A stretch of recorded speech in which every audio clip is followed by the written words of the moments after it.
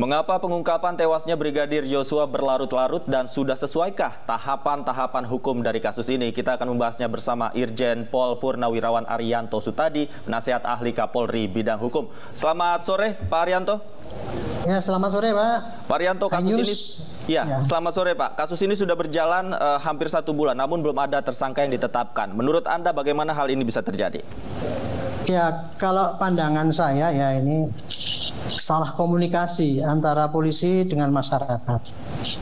Dan yang kedua juga kekeliruan pemahaman di kalangan polisi itu sendiri. Sementara masyarakat kan menilai ya ini kasusnya sangat simpel. TKP-nya 1 kamar, korbannya sudah ada, saksinya juga sudah ada. Korbannya sudah mengaku bahwa dialah yang menembak karena Brigadir J itu menembak duluan, kemudian dia balas menembak dan dia alasannya mungkin itu bela diri, kan begitu kan yang waktu dirilis pertama kali itu ya Pak ya. Jadi sesungguhnya apabila menggunakan LP yang pertama kali, dulu itu kan dirilis itu dengan LP yang pertama itu bunyinya LP mengenai perbuatan tidak senonoh dan penodongan gitu. Dan kemudian ketika polisi datang ke TKP, itu kan di situ sudah ketahuan yang kedapatan adalah korban Brigadir J.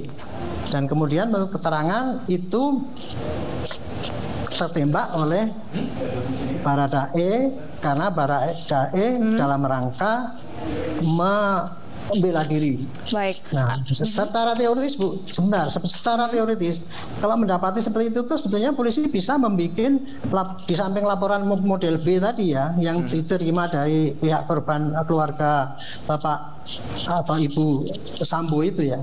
Polisi harusnya mendapatkan mayat mati, otomatis dia bikin berita acara pendapatan bahwa di TKP ada seorang yang meninggal.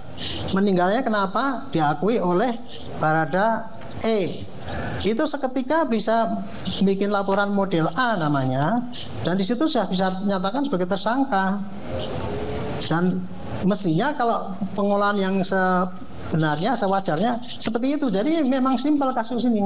Tapi entah kenapa dulu kan pertama kali rilis itu begitu, dan kemudian tidak segera ditindaklanjuti oleh polisi untuk menetapkan Baradae itu sebagai tersangka gitu. Padahal tanpa harus pemeriksaan yang lain-lain itu menurut saya itu sudah bisa gitu. Itu jadi saya pikir gini, kendala yang terjadi adalah komunikasi antara polisi menjelaskan kepada masyarakat. Baik, artinya sebenarnya Polri sudah mengantungi cukup alat bukti untuk menetapkan tersangka dalam kasus ini, atau ada salah penanganan, Pak Arianto? Saya kira penanganannya nggak salah ya. Ya apa adanya, kita nggak ngerti lah apa yang terjadi, entah itu salah entah enggak gitu ya. Tapi dari yang dirilis itu sendiri itu sudah jelas, sudah ada tersangka, sudah ada saksi, kemudian barang bukti juga ada, dan kasusnya seperti itu mestinya jadikan tersangka Baradae itu. Nah nanti kan dalam proses berikutnya itu tersalah. Nanti apakah nanti kemudian Baradae itu bisa membuktikan bahwa memang dia itu bela diri dan sebagainya, itu nanti dalam proses dari hasil berita acara yang dikumpulkan oleh seluruh saksi, kemudian olah TKP di tempat kejadian, olah balistik, melihat otopsi dan sebagainya, itu nanti akan dibawa ke pengadilan, dan disitulah akan diputus apakah itu merupakan bela diri ataukah itu memang membunuh orang gitu, 338 gitu. Kira-kira ini Bu, konstruksi masalahnya itu sebenarnya sesimpel kayak gini. Gitu. Pak Arianto, Anda berkali-kali menyebut salah komunikasi yang dilakukan oleh kepolisian. Seharusnya bagaimana komunikasi yang dibangun oleh pihak kepolisian agar masyarakat tidak menilai kasus ini cenderung tertutup begitu? Ya. Sementara ini kan masyarakat menghendaki apa sih yang ditutupi gitu kan, tolong dibuka. Mengapa? Karena masyarakat menganggap itu simpel, tapi kok nggak dibuka kan gitu kan. Termasuk juga Pak Mahfud kan gitu kan, mbok jangan ditutupi gitu kan. Akhirnya Pak Presiden juga demikian. Nah, sementara yang ingin dibuka oleh masyarakat itu adalah tanda tanya itu, Pak. Pertanyaan-pertanyaan yang muncul di masyarakat itu.